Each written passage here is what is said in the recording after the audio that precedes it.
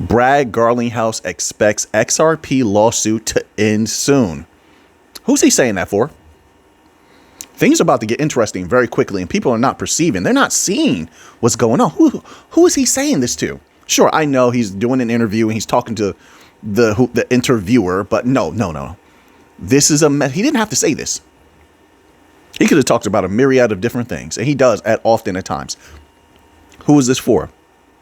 It's not for the banks. The banks have a direct line to Brad Garlinghouse. It's not for the other institutions that plan on using XRP, the non-banking financial institutions. They have a direct line to Ripple. They sit in meetings all the time. They're getting briefings all the time and updates all the time. They don't need an announcement. They don't need to be told through public media. Who is this for? You see, Brad Garlinghouse, he's an interesting individual who likes to play chess. He does. He likes to convey messages and say a lot without saying a lot, because he knows that there could be trouble, but he wants to tell you anyway. This is for the people. He's talking to those XRP supporters who've been here for a long time. Brad Garlinghouse has some sort of respect for the XRP community. He does. That's what I think the whole XRP tattoo was all about. It's not just about him. It's not about him. Not alone. It was to show everybody, I'm one of you. I'm here. You could disagree with it. I'm telling you, I've seen these kind of individuals before. I've been on a lot of teams, and we've been very successful. And there are those who they're team players. No matter how big they get, no matter how high they rise, you would think that they would start to become more egotistical and be more individual, but no, they remain team players for life, forever. That's serious business.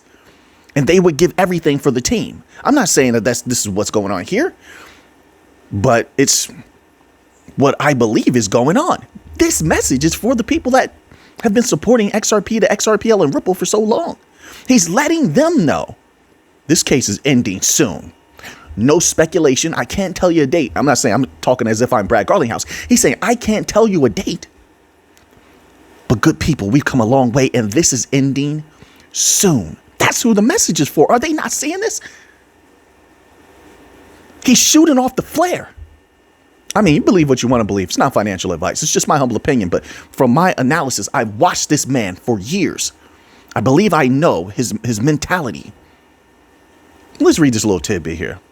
It says Ripple CEO Brad Garlinghouse expects the case with the SEC to be resolved soon, while calling on clearer industry rules amid the upcoming U.S. elections. Ripple CEO Brad Garlinghouse expects a resolution of the long-standing case between the SEC and Ripple.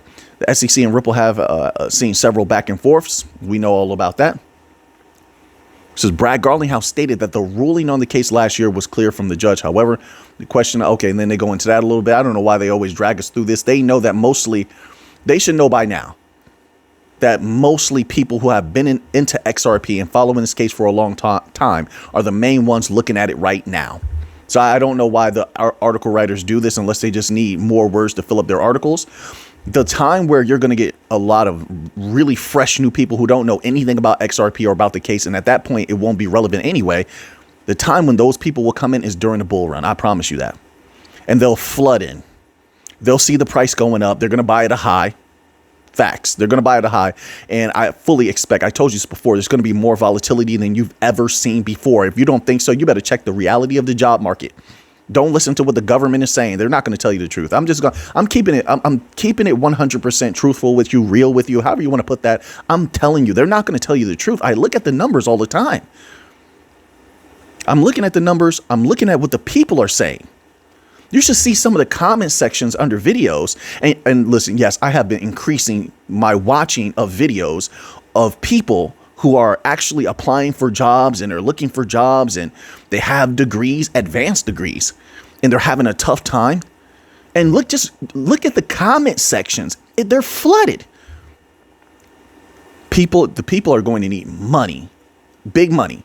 And when this crypto season pops off, it's going to be a bloody, it's going to be bloody shark infested waters. And I don't mean like a bloody bear market. I don't mean like that. I mean like there's going to be volatility, the likes of which you couldn't even believe. And sure, some of the prices may skyrocket as well for a few crypto.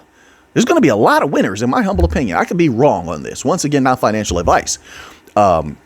I feel very, very good about what's coming. I don't know when it's going to come. I feel very confident about crypto overall, going to a golden age that is just mind blowing. I don't need people to believe with me either. I'm different. I don't need to convince people. I don't need people to believe with me. I stand strong where I am, and I let the people know honestly how I feel.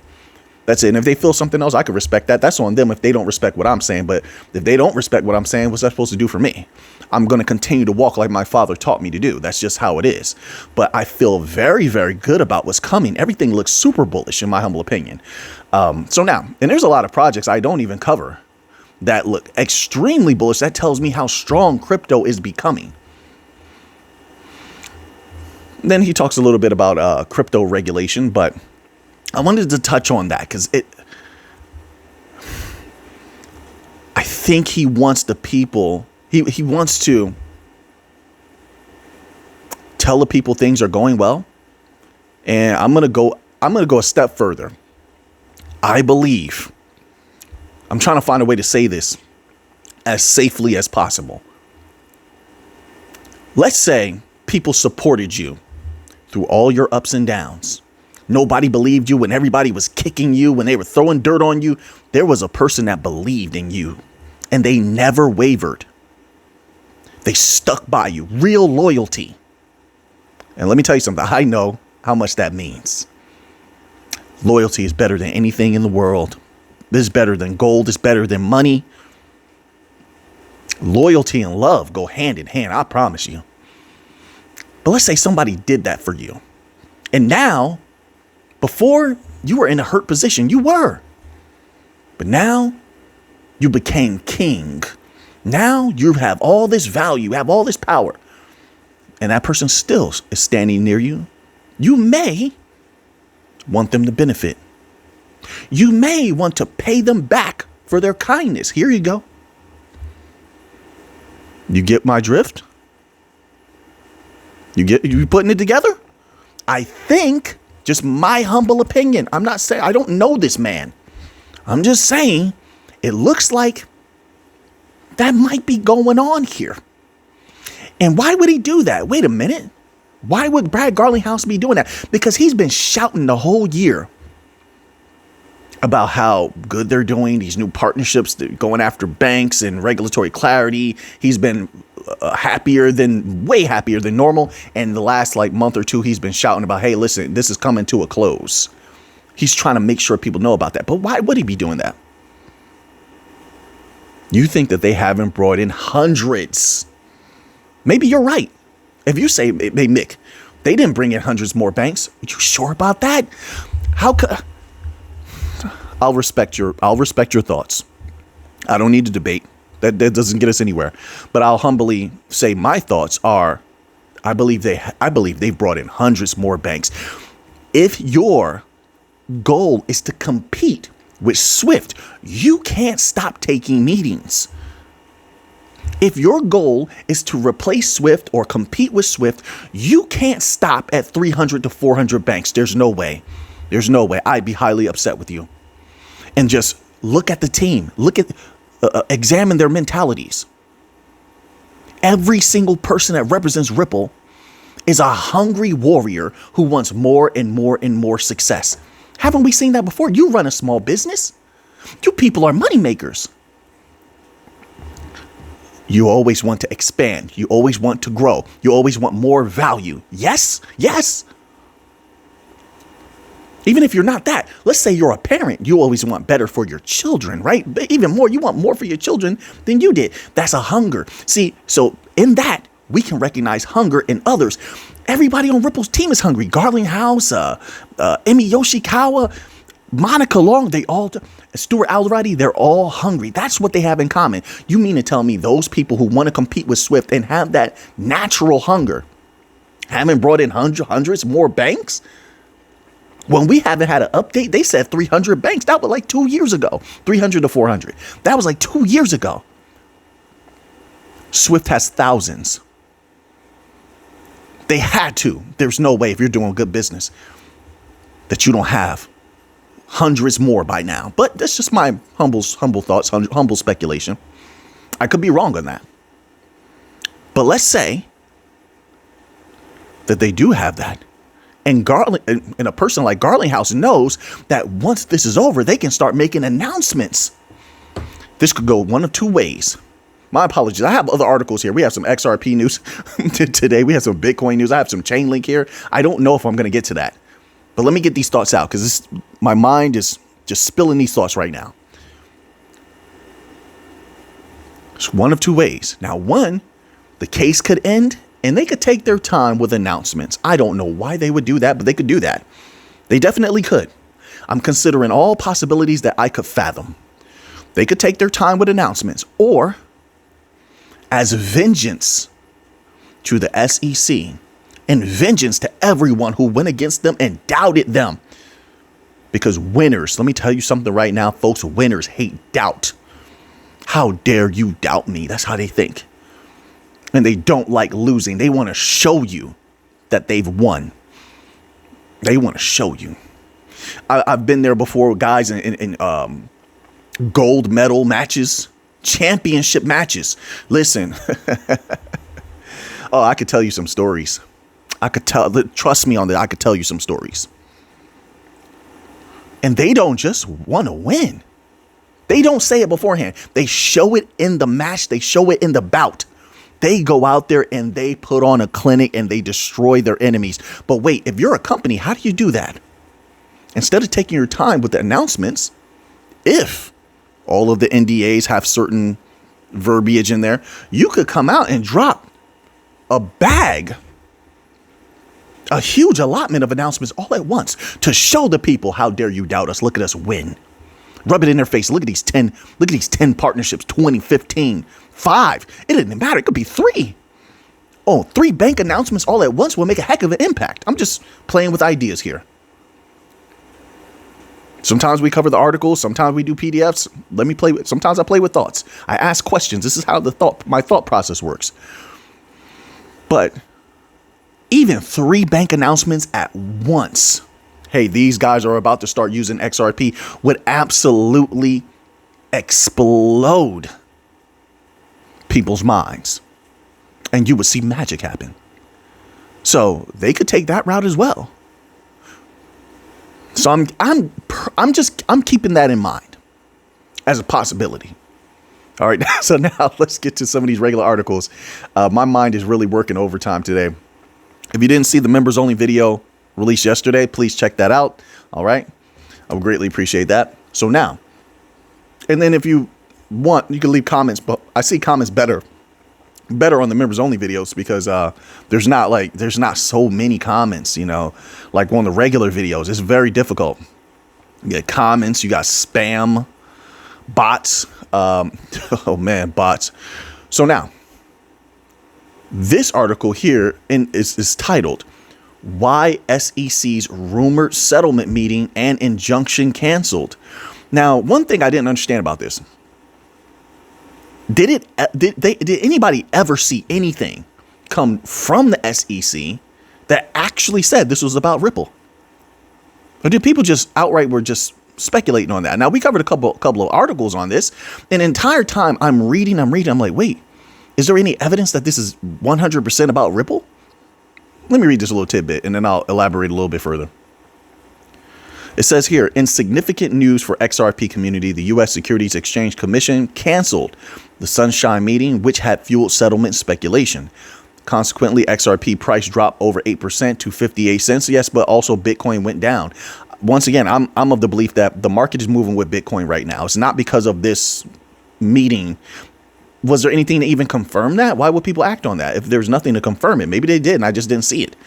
All I saw was speculation, which is cool. And I do know that they were supposed to have some meetings. The judge told them to have some meetings with Ripple at some point, but I never saw them actually do that.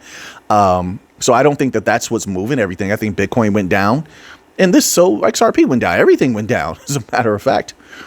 It says here, the cancellation, from what I've seen, the cancellation attributed to uncertain reasons is speculated, more speculation, look at this, to be linked to the approval of a spot Ethereum ETF. Where are you getting this from? I don't understand that. You see, but why would you speculate that? At this point, you could say anything about the meeting. If there's nothing known, just say there's nothing known. So anyway, now it says here, U.S. SEC cancels closed door meeting. According to an update on the U.S. SEC website, the government agency has canceled a closed door meeting scheduled on July 18th. While the meeting is not particularly focused on Ripple. See, here's the thing. This is why I ask these questions, because they, at one point, they speak as though everything is speculation. They don't give any type of evidence. And then here they speak as though they know 100%, like they've seen something. Is there a notation? Is there why would you not post it in the article? I've seen it in no articles. Maybe it exists and then the article writers are just not putting it in here, I suppose, but you let me know. See, look, listen to this one more time. It says, while the meeting is not particularly focused on Ripple. How did they say what the meeting is about? If they did, then how is there speculation? I mean, if they didn't, or if they did, how is there speculation? There should be a certainty. It says the back-to-back closed door meeting and Ripple transfer of 150 million XRP raised speculation of the settlement in the community. More speculation, but then why do you also at times speak with a certainty? How can you say it's not particularly focused on Ripple? Maybe they'll explain it. Let's continue. The Federal Register and the SEC didn't cite any reason behind the cancellation of the secret meeting. It's a secret meeting, so how do you know anything about it? However, market participants, keep that in mind. There's no names behind this. There's not saying who it is or what their expertise is or what their background is. It just says market participants. That's it. Believe it's likely due to the spot Ethereum ETF approval process. Why? I mean, if that's the case, we could also speculate that maybe they just say, you know what, we don't need to sit down with Ripple. I'm just playing with ideas here, but mine is just pure speculation. I'm not speaking with a certainty like they do at times. We could also speculate that maybe they said to themselves, it was about Ripple, and they said, hey, listen, you know what? If we do sit down with them, it's going to be pointless because they already rejected one settlement offer. They'll probably reject another, expecting the SEC to concede. So why don't we just go with the penalty that they requested? And so therefore, there's no reason to have this closed door meeting. There you go. There you have it. Like, we could speculate that. Why is that not a possibility laid on the table? I mean, they already bent the knee. Is Ripple going to have to pay $1 billion or $2 billion? No. But let's continue. It says some Ethereum ETFs have received preliminary approvals with S1 requirements completed by all issuers. But what would that have to do with this meeting? If that was the case, why would they have the meeting? Why would they set it up, then have to cancel it? I don't understand. The Ether ETFs are anticipated to start trading on July 23rd. As CoinGate reported, the SEC was going to discuss. Okay, wait. Maybe they clarify something here. Please give me some clarity.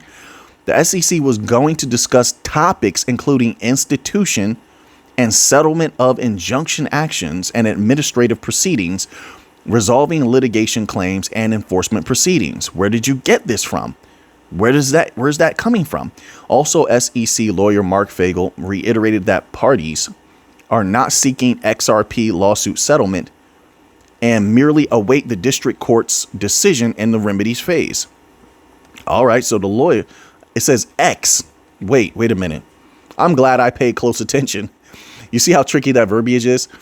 Also, X means not anymore. Ex-SEC lawyer Mark Fagel reiterated that the parties are not seeking. How would he know that if he's an ex-SEC lawyer? You think they just brought him in? They just brought a lawyer who it's not on their payroll, doesn't work for them anymore, and they just give him access to confidential information. I just don't understand that. Maybe I'm wrong. And you know something I don't? Inform me, teach me, show me. The greatest of masters, I'm talking about of life, the greatest people of wisdom are also the greatest students. That's why I'm never afraid to learn. I'm never afraid to hear someone out. If you're going to speak with wisdom and respect, that is. When someone speaks with ignorance, then I I can't pay attention to that. I must go the opposite way. You must speak with wisdom. You must speak with some sort of intelligence. Then I'll hear you out every single time. I will close my lips and I will open my ears, and the floor is yours. That's how it's supposed to work. And then we can learn from each other. And I just hope for the same respect in return. But he's an ex-SEC lawyer. How would he know these things? That's his speculation. And once again, you provide this as an article writer like it's a fact. All right. How long has he been an ex-SEC lawyer? It's another good question. All right, so now we're going to move on here. There's been some good articles today, in my humble opinion. I hope people click the like button for this one. I've had some fun in this video. It's been pretty good. We're going to skip an XRP article. Let's get to, we had two more XRP articles. My word, a lot of XRP news today. We have Chainlink. We have tokenization. I want to get to Bitcoin because people really, really enjoy the Bitcoin news. So now, and that makes sense, I suppose, why I got so many requests about, hey, Mick, do a little bit of Bitcoin. I got a lot of requests for a lot of stuff, but I was seeing Bitcoin a lot. And so now let's get this out of the way. This article is titled, Bitcoin Analysts Say 74,000 is the next stop for Bitcoin price. You got a little bit of a drop there today, but I'm not sure how long that will last. We shall see. It says here, Bitcoin could be gearing up for a rally to $74,000 mark, but to confirm the move, it needs to reclaim the old all-time high of $69,000. All right. Bitcoin analysts are pointing to $74,000 mark as the next significant price level in the current bull cycle. Here's why Bitcoin's price could be headed for the $74,000 mark. Bitcoin. What in the world? Wait a minute, folks. What is going on with these article writers, folks? They say it at the top, right? Right underneath the title. 1. They say it a second time underneath all of these social media network links. Bitcoin analysts are pointing to 74K. That's 2. I'm gonna show you so you don't think I'm making this up. This is on Cointelegraph.com, and then right underneath the first paragraph header, it says Bitcoin price could be heading towards 74K. 3 times. They said the same thing. Well, what is going on here? Tell me this is really written by a person and that a person just made this mistake. It says written by Zoltan Varday. Okay. All right. Why would you write the same thing 3 times in a row? All right. Let me get focused. Let's get focused. Let's get back on task.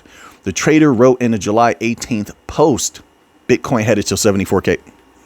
No, there's no, what is going on? What type of Bitcoin inception is this? What? Oh my word. What is going on here, folks? Listen, no, if they write it one more time, I'm going to lose my mind. 4 times. I can't make this up. This is crazy. Why? Oh man. Let's continue on. A bull flag is a bullish technical chart pattern. Now they're going to teach about bull flags. We know what a bull flag is. Humbly, respectfully, I say. He says, however, historic all-time high price levels remain key support and resistance areas. Congratulations, folks. We just went through our first Bitcoin inception, crypto inception moment. A price within a price within a price within a price prediction. So we just made history. All right, let's move on. Let's get the heck out of this article. Something weird's going on here.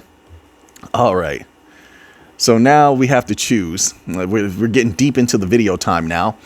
Do we do tokenization? That's really important. But it seems like people don't like to hear about tokenization, even though that brings to trillions. That's important. We're going to cover this very briefly. But it says this. Robinhood, mainstream company. Robinhood CEO Vlad Tenev says tokenization is the next transition for financial services, which means what? When my ears hear that, I hear, hey, they're about to hand a lot of capital over to any of these utility coin companies that are heavy in real world asset tokenization. Now you have a mainstream company telling the people it's coming. You have BlackRock talking about it. I don't know why that wasn't major. You have BlackRock talking about it. You have, what's the one that Kathy Woods runs. ARK Invest talking about it. You have Franklin Templeton came out a couple weeks back, even though for some reason, and it's strange to me, when Franklin Templeton does, they have the representatives do interviews, it's not widely reported. Why are they not? I don't understand that. They get such little coverage as though they're not a major entity, and they are a major entity. But anyway, there's just something on my mind. But they've all been telling the people this is coming, and the people, listen, I'm acting on it. I know what I hold. I know what's going to be huge in the future, in my humble opinion. Everyone else do what you want to do, but it says the CEO of trading giant Robinhood reportedly believes that tokenization is the future of financial services, which means a lot of value is going to be flowing through this new financial system, period. That's it. That's what it means. That's what they're telling the people. So now let's move on here. We're going to move on here just very briefly. I'm going to skip the chain link article for today. Okay. I'm going to skip that. Let's end off with the gold article. Gold makes me happy. If I have a tough day and I read a little bit of gold news, I enjoy it. It soothes my mind. I don't know why. It just does. It's just so relaxing. I'm going to analyze that, and one day I'll have an explanation for you as to why gold relaxes me. It does. Gold news, it does. It puts me in a very relaxed, meditative state when I'm reading gold news. But anyway, wouldn't it be interesting if gold itself, whether it's thinking about it because when you think about things, I believe that most people produce images from their thoughts, right? And some people even eat gold chips, right? You can get little gold chips like on cake and stuff. I know it sounds crazy to some people if you've never heard that before, but it's true. But what if is gold known to have any kind of relaxing quality to it? Like naturally that maybe some culture believed that or something. I don't know. I'll look it up later. I just thought that might be an interesting thought. So now this article is titled Fed Rate Cut Hopes Keep Gold Near Record Levels. I said gold is going to continue to do well. It has. And man, we're getting all of these predictions now about $3,000 gold. I can't wait. I hope it does go there. So July 18th, gold prices eased on Thursday, but stayed around record high hit in the previous session as expectations of a September interest rate cut from the U.S. Federal Reserve continue to gather momentum. Spot gold fell 0.3% to $2,451.21 per ounce as of 1844 GMT.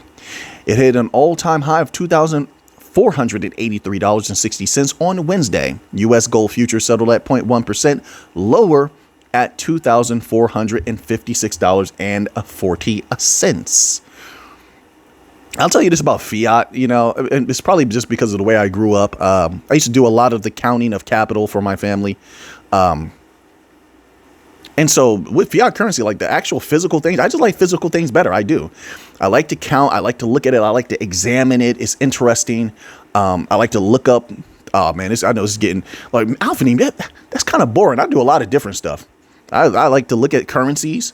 I like to rock climb. I like to do combat. I like to study. I like a lot of different things. I'm a very diverse person. But yes, I like to examine the different currencies and look at the year it was made and learn the history of them. And you just can't get that with digital stuff. So, yeah, I like gold. And it's interesting. You look at the gold market, like you go on APMEX and you look at all the different designs on it and the different grades of it, for lack of a better word. And it's just interesting. Is there something, I don't know, there's something unknown. I like the unknown and then discovering things in the unknown, right? Even if it's just unknown to myself, that's the unknown. It says, quote, analysts foresee long-term gains for the precious metal, driven by the Federal Reserve's preparations to cut rates, believing inflation is under control, unquote, said Russell Shore, senior market specialist at Tradu. All right, so now that you have that information, what are you going to do with it? I know what I'm going to do with it. So until next time, everybody, let's get to the money.